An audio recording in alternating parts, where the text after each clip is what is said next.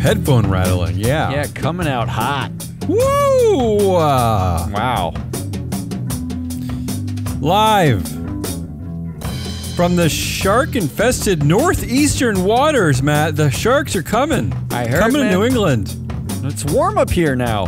Thank you, climate change. Yeah, another Manic Monday edition of Business Pants, joined by the Lord of the BS, I guess. I guess BS just stands for bullshit now.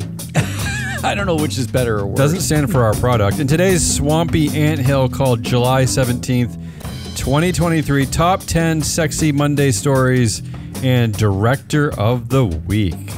I think I'm going to make it board member of the week so I can just say BM of the week. Okay, so that maybe Lord of the BM should be, no. Ooh. Lord of the BM. That's arguably way worse. For our only fan who understands what we're talking about, we had to drop the original name of our product, which initials were BS. Yeah, and we thought it was funny that Matt was the Lord of both bullshit and our product, BS. And our prior product, yeah. But now it's not our prior product. It's our current product. Now they threaten product. to sue us, so we can't do that. And then baseball got real upset. So now we're Free Float Analytics. Cranky old baseball fans got upset. And there's no joke. There's no joke for your nickname. That's Free Float Analytics. And in fact, this show today is sponsored by freefloatanalytics.com. You should go there and sign up. There's a little login thing that says sign up. You get a free account. S&P 500 is free. So you can see every board member in the S&P 500, how powerful they are, and how they perform. It's free. I don't know, I don't know why you wouldn't use it. Gives you something for free, you do the thing, right? Like, why wouldn't you? In fact, I use it. I actually use it for my general. I know it's hard to believe that I research all the items I pick. It is kind of flabbergasting. I don't believe any of that. I actually use it for the show, Matt. I use it now as my main data source. Like, I have a piece on the new chair of Cummins, and I went right there, and I actually learned something from Free Float Analytics. So there you go. You know what I did last night or 2 nights ago? I had to go pick up socks at Target, and I was standing in Target in the line waiting to pick something up, and I looked up Target's power structure because I just was curious. I wanted to know. And it's like, now I know who I'm buying my socks from, right? Like, I can see the pictures of everybody who's running this company and how powerful they are. All right, let's do this show. That's our sponsor, freefloatanalytics.com. Go there. And here's our show. Do we have anything? Yeah, let's just do it.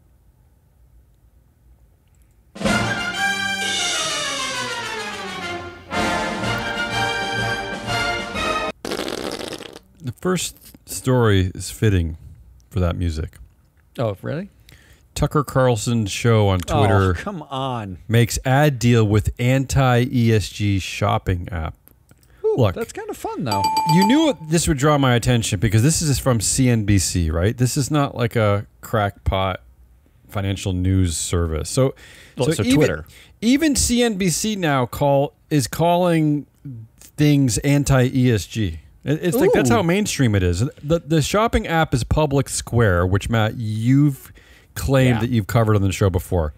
Yeah, it was Ari voted it asshole of the week a week ago Friday because we realized that the snowflake conservatives in this country need a safe space. Okay, so I made one. I won't go deep into that app again. That's Public Square anti-ESG shopping app. But I did want to talk about their leadership a bit because I don't think we talked about the corporate governance of this company. We didn't talk about that, yeah. The founder and CEO of Public Square is Michael Seifert. Okay. Is that good? Well, all I could find in his bio was the Bible quote, Isaiah 12:2. What's that? Something about the Lord. He follows the Lord. I'm trying to paint a bigger picture of who these people are. I'm not even joking about what their religious beliefs are. I'm just trying to paint you a picture. I also found. I also unfortunately listened to an hour-long podcast, not ours, where interviewed Michael Seifert, and he is double bad. And he also looks like he found a crumpled American flag to put behind him. He's very pro-America. So I did see that. There's a screenshot you have in the pre-production that it's a man, it's a bearded white man. Yeah. With very everyone's white. Everyone's white. Coiffed hair. Yeah. And an American flag behind him that he looked like he was sitting on right before the show. Yeah. And then realized he needed something behind him. And just so you don't have to, I want everyone to know who works in the ESG industry that the anti-ESG crowd equates what you do to the Chinese Communist Party. Maybe you already know that, but that's the takeaway. Bunch of Chinese communists and elitists and globalists and capitalists. The co-founder and COO of Public Square is a man named Sebastian Harris. And let me just tell you, I'll just tell you about all these people that I found, is that none of them are qualified to do what they do. None of them... This shocks me. This is going to sound elitist, but none of them have gone to colleges or universities that you've really heard of, or nor have they studied what you would think. I don't mind that. What you would think that they should study to create these businesses. It's not that I mind that. I'm just painting you a picture. Okay. So the co-founder and COO, his last tweet on record is, "So wild you can't tell which gender your barista is these days." This is the COO of a company. Are we supposed to be like investigating the gender of our baristas? I don't even. Who cares? Look, again, the I don't even know. Coffee still is coffee, right? I don't even know if I have a comment on this. I'm just saying this is the COO and co-founder of a company is. I don't even know what he's trolling here, but it's kind of sad. Not kind I'm very confused. I'm very confused. And the CFO, I read an interview with Brad Surley, and one of his quotes was, I already like him. He said, "I actually lived in a 3-story house with 24 other Christians. It was insane. It was essentially a Christian frat house for people that weren't in college." Ooh. And then he said, "We had gals on the first floor." Oh, yeah, baby. So I don't really understand what kind of a company this Public Square is. Okay, the company Christian that is gals. The company that is helping it take it public is even more interesting. This is a SPAC called Colombier Acquisition Corp. Oh, they're going via SPAC. Oh, yes. That's so retro. Luckily for me, they actually filed in the SEC, so I was able to find some information about them. So the CEO and chair of Colombier Acquisition Corp is actually not a white man. It's a man named Omid Malik. I don't know how pro-America would think about Omid Malik, but he's the CEO and chair. I mean, how dare you? And why is he famous or infamous? Because he was the Bank of America executive that was fired during the Me Too, when Me Too really broke out, for harassing and basically assaulting his coworkers. Of course, he denies those claims. Yeah, there were gals on the first floor. That's why he was harassing them. And this is not like fringe reporting. That's reporting from the New York Times and the Wall Street Journal. The CFO and fellow director at that SPAC is a man named Joe Vobaril, who is also fired during that harassment probe at Bank of America. How many people were fired? Yeah, and just a few days ago, Axios actually had a story called "The Big Money Donors Backing DeSantis and RFK Jr." featuring Omid Malik and Joe Vobaril. So that's the SPAC. Yeah. That at least is on brand. The whole thing is nuts, Matt. Really, it's a sad, dirty, nutty, horrible cesspool. It is a little weird that this is a very pro-Christian organization. They're extremely. They're overtly that. Yes. They feel very marginalized, despite the fact that everyone celebrates every Christian holiday in this country and whatever. Even me.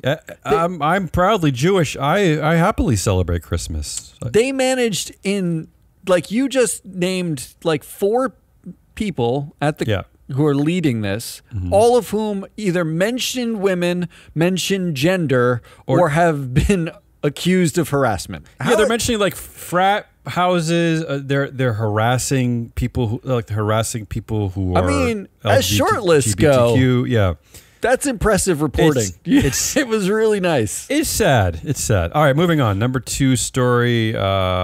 This one is at a salon. It's called "Billionaires Are Not Okay for Their Mental Health. Time to Drastically Raise Their Taxes." Oh, yeah. I like that argument. Following up on a piece in the New York Times by Paul Krugman saying that money and privilege are rotting the brains of our elite CEOs. Look, I'm of 2 minds of this. Number 1, it's probably true. Number 2, I also would like it to rot my brain. Yeah. I wonder if this will eventually become part of a populist pushback. Will we will the right wing now they're on a big anti-ESG, anti-capitalist spree, will they actually agree and want to claw back and tax the hell out of these people to reduce the power of the Zucks and the Musks? Because do we want the CEOs of corporations deciding which planets we're going to be colonizing? And I mean, we never did, but I will say that what I like is that we've democratized snowflakeism. It used to really be in the purview of the liberals, particularly on Twitter, who would cancel culture everybody from like 20 years ago saying something whatever that like means. racist I'm not or whatever. entirely sure, but yeah. I mean, like every time anybody did anything wrong, Twitter would get on them. And now it does seem like everybody needs safe spaces. Like everybody wants a safe space. Now the poor billionaires, all their billions are rotting their brains. They need safe spaces. And the conservatives, they need Twitter and public square. They need their safe spaces. And everybody's getting a safe space these days. It's kind of nice. It's inclusive. It's almost like inclusion in some weird way. Elizabeth Warren is urging the SEC to investigate Tesla and its board of directors over possible conflicts of interest, misappropriation of corporate assets, and other negative impacts of Tesla shareholders. She wrote that Tesla's board's apparent lack of independence from Musk, combined with inaction and incomplete disclosures, raised questions about possible violations of security law. Matt, here's why I bring this up. Free Flow Analytics would be the perfect platform for Senator Warren. Apparent lack of independence. We have it. We have his apparent lack of independence. You sent it to her, but did we talk to anybody in the office? We should walk them through this. No, I don't know anybody in the office. Look, if you're a listener, they have to reach out to us. We will walk them through how to use this tool. Fred, you're the only listener we've got. Fred doesn't know Elizabeth. Send something to Elizabeth Warren. If you're a listener and you know Elizabeth Warren, we have data. I'm watching all these ESG hearings as you are, right? Like the proxy advisory hearings. Like it's mind-numbingly stupid. And yet I reached out to every, even on either side of the aisle, I don't care. I've reached out to everybody and said, we have data. You can have it for free. Just talk in like the actual data. Instead of like, weird platitudes, we can give you numbers to talk about. Not one. No responses. None responses. Yeah, it's tough. It's tough being on the, it's tough when no one cares and no one listens. That's well, here, Elizabeth, story of my here's children. what our data will tell you that no other ESG data provider will tell you is that indeed, 80% of the influence on the Tesla board is controlled by people with the last name of Musk. Wow, I love that. But you will not see that at Sustainalytics, MSCI, ISS, because technically Elon Musk does not own a controlling share of Tesla. Not even close, really. Not even close. And I think Tesla's it's one share, one vote, right? One share, it one is. Vote? One share, one vote. It's a weird company because you'd think it was democratic based on the governance structure. He's not even the chair. Not even the chair. And he's not the chair, separation of chair. And our data suggests that is bullshit. False. Bullshit. False. Correct. False. BlackRock will give retail investors in its biggest exchange-traded fund the chance to participate in proxy voting in 2024. So they're continuing to love it. Give voters choice, I guess. Voters choice, right? Here's why I love it. There's one good reason to love this. Yeah. Because if you are a retail voter, you have no data unless you sign up for free data from Free Flow Analytics. Come to us. We'll help you vote. I mean, 90%. We lament there were 200 shareholder proposals on the Russell 3000 last year. That right? low? That little? Yeah, that includes the S&P 500? And 16 of them were Amazon, right? Like, so we're not talking about there are a lot of shareholder proposals to go through. The 98 or 99% of the votes that you're going to cast is for board members. And there is no data on board members anywhere except here. So get it. Yeah, and in fact, if you subscribe and buy our product, I'll even throw in right now an add-on that I'll pick up the phone with you and we can talk about how to vote on the shareholder proposals if you want to have a casual conversation. I'm not going to tell you how to vote, but I'll give you my opinion. I think you should talk about which is the best dog food on Patriot or Public Square, actually. Matt, I know that everyone seems to hate BlackRock. BlackRock is part of this conspiracy. I looked at 3 recent BlackRock votes. I found these from Proxy Monitor. These are 3 shareholder votes that actually got a lot of yes votes, right? I just randomly picked to see, is BlackRock part of the conspiracy? Are they anti-management? Are they anti-corporate America? The first one out of Deere. This is a shareholder ratification of excessive golden parachutes, right? Okay. 41% of shareholders said yes. BlackRock said no. Oh, wow. Starbucks, an assessment of worker rights commitments. This one passed, Matt. 52% of shareholders said yes to this at Starbucks. BlackRock said no. Okay. And then at Yum Brands annual report on lobbying, this is also a big one, a big one for shareholders. 41% of shareholders said yes to this one. An annual report on lobbying, BlackRock said no. Why does not, it's a report.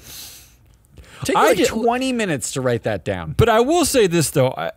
I am guessing that most people would assume that it is absolutely BlackRock's fault that shareholders voted yes for an assessment of worker rights commitments at Starbucks. Absolutely Larry Fink's fault.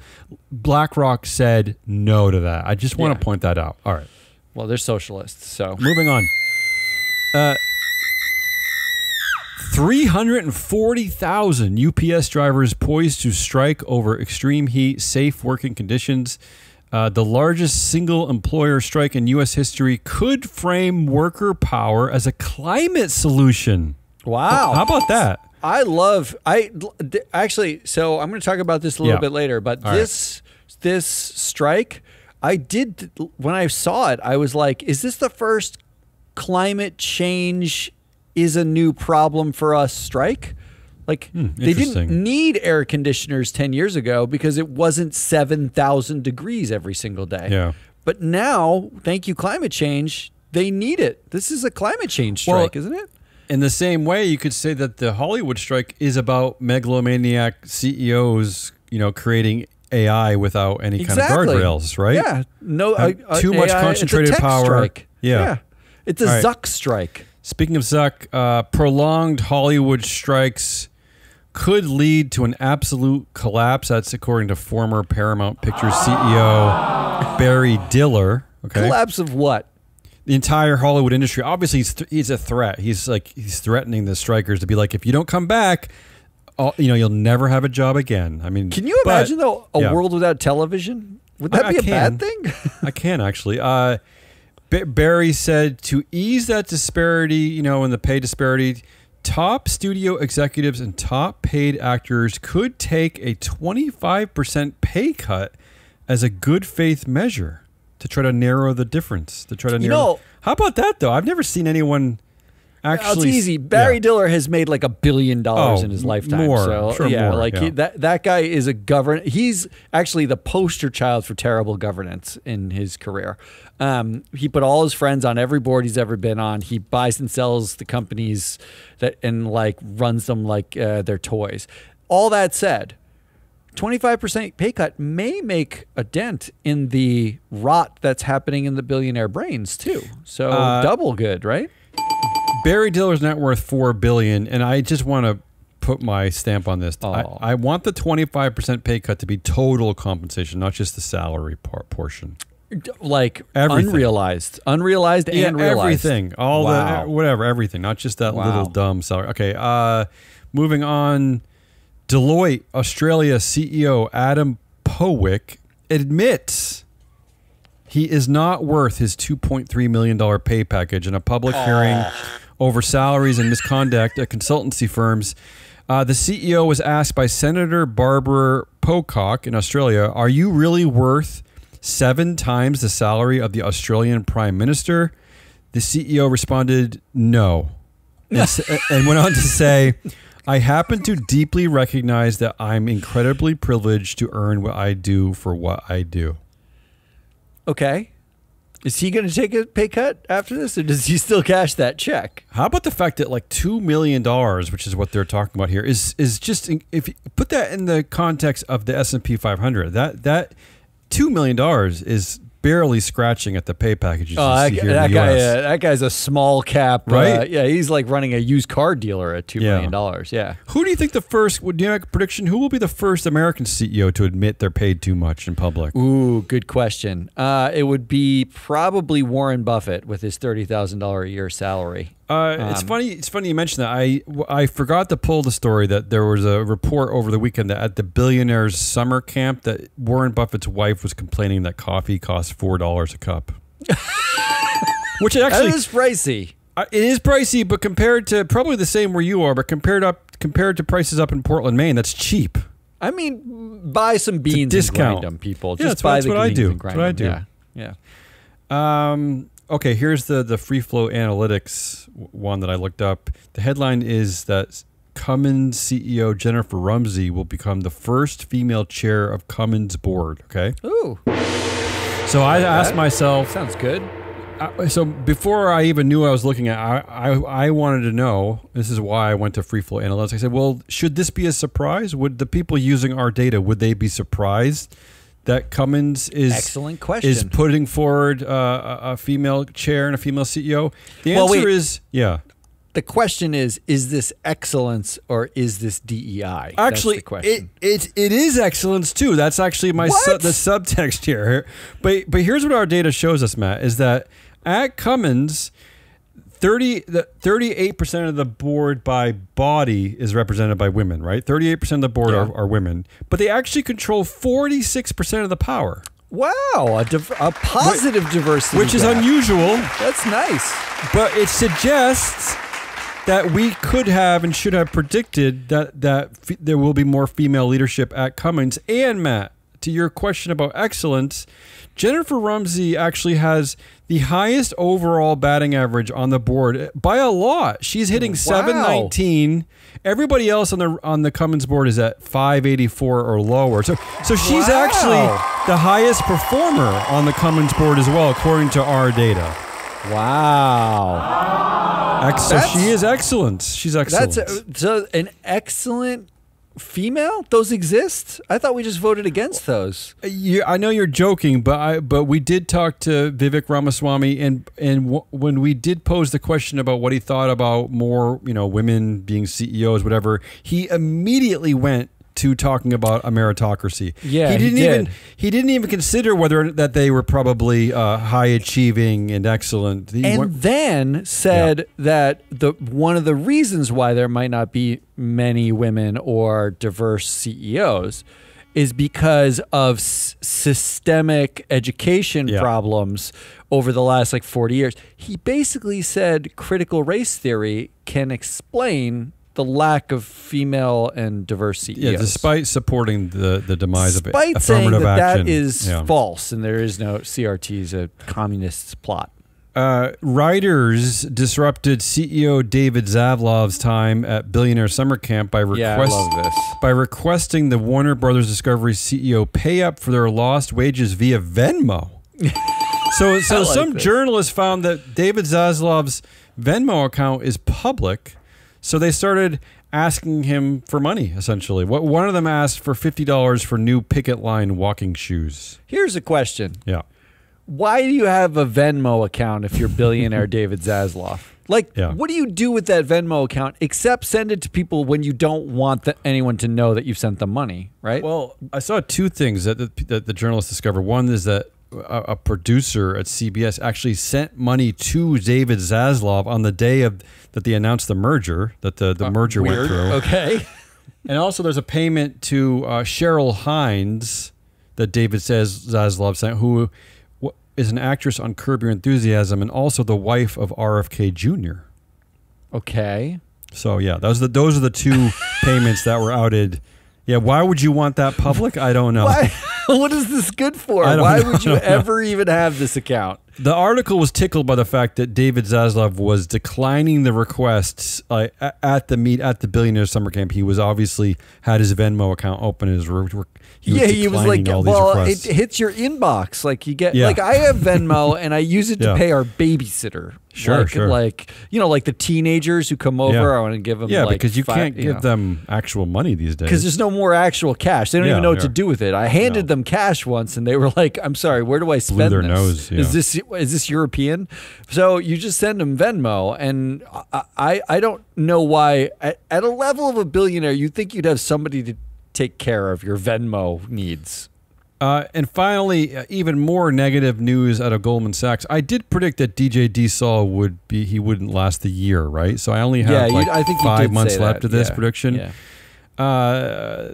This headline: Goldman Sachs accused of culture of bullying that made staff sob through meetings. Wait, was it like the silent kind of sob, like that like stifled? Or was it open weeping? What is this? This is, and just so you know, this is not like a Damian Rawless low-level employee type of lawsuit. This is from Ian Dodd, who was global head of recruiting. And he was sobbing? Yeah, so he said that that Goldman employees frequently expressed distress by crying and that sobbing through meetings was common behavior. This must have been like when you could turn your camera off. Like, I imagine this is why everyone wants you to come back to work, so you can't openly weep in meetings. Yeah, they could see if you're sobbing and then fire you right then. Goldman Sachs, even more than like the Black Rocks and whoever else, must have the worst communications department out of all corporations. They have the most negative stories about them constantly. Goldman Sachs was like the boogeyman for a good 5 to 6 years during the financial crisis. And BlackRock has really stolen that mantle. It's just from one Jewish associated firm because of the people who run it, and to another Jewish associated firm because of the people who run it. It's like a passing of the torch. Now, you don't hear much about Goldman anymore. Global head of recruiting, Matt. It's my turn now. Let's do a BM of the week because everybody. BM? A board member of the week. Oh, okay, yeah. Okay? Because I was going to say, isn't Monday a little early to announce that it's the BM of, it's like your BM of the week? How do you know what your diet's going to be for the rest of the week, right? Like, you need more fiber. So here is the headline Damien already read. 340,000 UPS drivers poised to strike over extreme heat, safe working conditions. Okay. So I use this as the backbone. I'm a little like on the fence about this choice, but I want to highlight some of the inconsistencies in what we see. This is a case study in why committees might actually need real power. This is my takeaway, okay? Your BM of the week is a woman named Christiana Smith Shih. She's the head of the Compensation and Human Capital Committee at UPS. Okay. As part of their charter, this is an excerpt from their charter, quote, provide human capital management strategy and practices oversight, including relating to performance management, talent management, diversity, equity, inclusion, work culture, and the development and retention of the company's workforce. That seems squarely in the don't put your drivers in ovens and send them onto the road and then ignore their request for air conditioners. Absolutely. Or windows. Maybe they even have no windows. Well, UPS famously, those drivers leave those doors open famously because they must be boiling in there, right? Oh, it's got to be so hot in there. Yeah. Here is the amazing part. Christiana Smith Shih, she's the head of the Comp Committee and Human Capital Committee. Okay. She only has 4% of the influence at UPS. 4%. In fact, the Comp Committee overall has a staggeringly low 26% of board influence. And Christiana is the weakest member of the committee she chairs, according to our data. Rodney Adkins is the strongest member at only 8% of overall influence. Yeah. This is a committee where there's only one labor issue that I could find amongst all the committee members on all of the boards where they sit. And it is Adkins, where there was a class action settlement for $30,000 over unpaid overtime wages from like 3 years ago at a place called AVNet, where Adkins is on the board. Otherwise, they're clean on labor issues for the most part. They don't oversee a lot of them. It doesn't seem to be a huge problem for them. And Christiana bats .448 overall, which is the third best on the board, and Adkins is the top performer on the board. this is, I don't understand why they have so little power. And here's the amazing thing. Yeah, I was going to say, does this, I mean, this tracks really with our thought, which is that compensation committees are either established with other CEOs, other publicly traded CEOs, which means that they're going to vote in your best interest because it's in their best interest at their jobs. Or, to your point here, maybe you put weak people there so you can control them easily, so you can dictate your pay, right? In which case, the controlling party would likely be Carol Tome, who's the CEO, and she has 24% of the board influence by herself. So she is about equal power as the entire comp committee, which has 4 members. That said, the amazing thing about UPS is it's actually a dual-class fake public company. They have dual-class shares with 10-to-1 voting power. Only in UPS's case, it's not held by some shithead bro founder. I was going to say, who's it held BFF. by? It's held by 155,000 employees and ex-employees. It's part of their charter was they gave the dual class, the Class A shares to employees and ex-employees, so the employees themselves have the voting power over the company. The minority. That right? That's right. That's correct. Do we know what percentage of the vote they control overall? I believe it's in the. I didn't check, but it's a lot. It's quite remarkable. It is remarkable for America. Yeah. Management, acting management right now actually only has less than 1% of the total voting power. Because there's so many shares, probably. Yeah. So because there's so many shares and it's so diffuse, and that means the people who, if you are upset, if you're a driver at UPS and you're upset about not having air conditioning or doors and you are roasting in there and climate change is coming for you, you actually can go to your manager or your manager's manager who did get equity shares and tell them to vote against the people on the board. You actually have the power to do that if you're upset. You can actually get in touch with the board and tell them, this is our problem. You need to be dealing with this. You should be voting in this way. Your enemy is not like, going to be capitalists and shareholders like BlackRock who are out there, controlling your board. And this is actually an internal issue. So if they don't give you what you want, it's because they didn't vote for what you want. That's so Christiana. I like it. Christiana Smith, she is your BM of the week. I like it. That's what I've got. That's all we've got today. That's enough. That's plenty. That's Damian Rollis. I am the BM of the week. I don't know what I need a new Lord title. of the BM. That's all we got. Come back on Wednesday when we do Woke Wednesday. I'm sure we have a tremendous amount of anti-woke stuff because there's some more fun ESG related hearings tomorrow. That's what I'm going to spend my day doing. Yeah, it's terrible. Go to freefloatanalytics.com, sign up. It's free. Go get it until Wednesday. Goodbye.